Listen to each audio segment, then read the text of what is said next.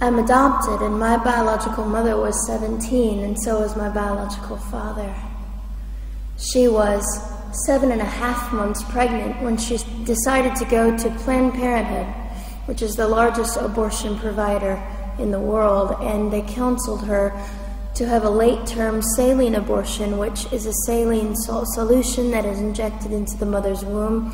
The baby gulps that solution, it burns the baby inside and out, and then she is to deliver a dead baby within 24 hours. And to everyone's great shock and surprise, I didn't arrive dead but alive on April the 6th, 1977, in a Los Angeles County abortion clinic. What's fantastic about this, about the perfect timing of my arrival, is that the abortionist was not on duty yet. So he wasn't even given the opportunity to continue on with his plan for my life, which was death. And I know that I am in a government building, and a beautiful one it is, and I love your country as well as my own. But I know in the age that we live in, it is not at all politically correct to say the name of Jesus Christ in places like this. To bring him into these sorts of meetings, because his name can make people so terribly uncomfortable. But I didn't survive so I could make everyone comfortable. I survived so I could stir things up a bit. And I have a great time doing it.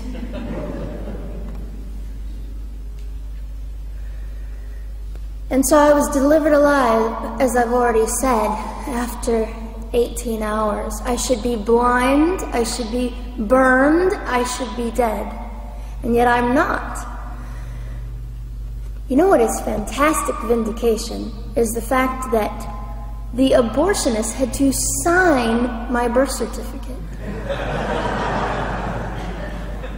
So I know who he is. And it also says, for any skeptic listening, on my medical records, born during saline abortion. Ha! They didn't win. I've done some research on the man that performed the abortion on me. And his clinics are the largest chain of clinics in the United States of America, and they gross $70 million a year.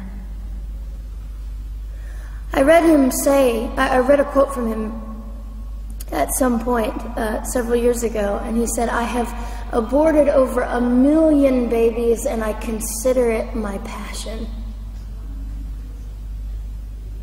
I tell you these things because, listen, ladies and gentlemen, we are in an interesting battle, whether we realize it or not, in this world. It is a battle between life and death.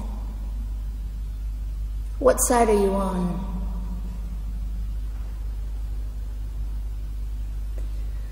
So a nurse called an ambulance and had me transferred to a hospital, which is absolutely miraculous. Generally, the practice at the time, and up until 2002, was, in my country, was to end the life of an abortion survivor by strangulation, suffocation, leaving the baby there to die, or throwing the baby away.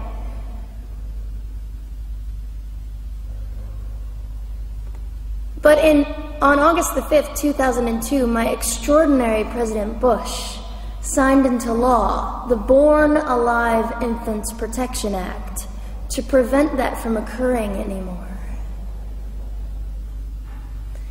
You see, we're playing for keeps. We're playing I'm hoping to be hated by the time that I die so that I can feel God about me and understand what it was to be hated. He was hated. Christ was hated. And not that I look forward to being hated, but I know along my journey, I know I'm already hated because I declare life. I say, you didn't get me. The silent Holocaust didn't win over me. And my mission, ladies and gentlemen, among many things, is this: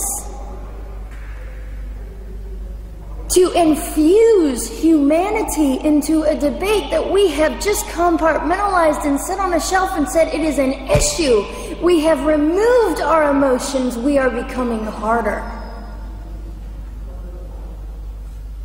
Do you really want that? How much are you willing to take, and how much are you willing to risk to speak the truth in love and graciousness and stand up and at least be willing to be hated? Or at the end of the day, is it all about you or me? And so, after that, I was placed in an emergency foster care home where they decided they didn't like me very well, and as I'm fond of saying, I don't know how you could not adore me right from the start. What is wrong with these people? But they didn't. You see, I've been hated since conception by so many, and loved by so many more, but most especially by God. I'm his girl. You don't mess with God's girl. I got a sign on my forehead that says, you better be nice to me because my Father runs the world. So after I was placed in the mean home, I was taken out of the mean home and placed into another home, a beautiful home, Penny's home. And she said by this time I was 17 months old, 32 pounds of dead weight, and diagnosed with what I considered to be the gift of cerebral palsy, which was caused directly by the lack of oxygen to my brain while I was trying to survive. Now, I am just compelled to say this. If abortion is merely about women's rights, ladies and gentlemen, then what were mine? There was not a radical feminist standing up and yelling about how my rights were being violated that day. In fact, my life was being snuffed out in the name of women's rights. And ladies and gentlemen, I would not have cerebral palsy had I not survived all of this. So when I hear the appalling, disgusting argument that we should have abortions because the child just might be disabled, oh, the horror that fills my heart. Ladies and gentlemen, there are things that you will only be able to learn by the weakest among us. And when you snuff them out, you are the one that loses. The Lord looks after them, but you are the one that will suffer forever. And what arrogance, what absolute arrogance, and it has been an argument for so long in this human place that we live, that the stronger should dominate the weaker, should determine who lives or dies. The arrogance of that, don't you realize that you cannot make your own heart beat? Don't you realize that all the power that you think you possess, you really possess none of it? It is the mercy of God that sustains you, even when you hate him.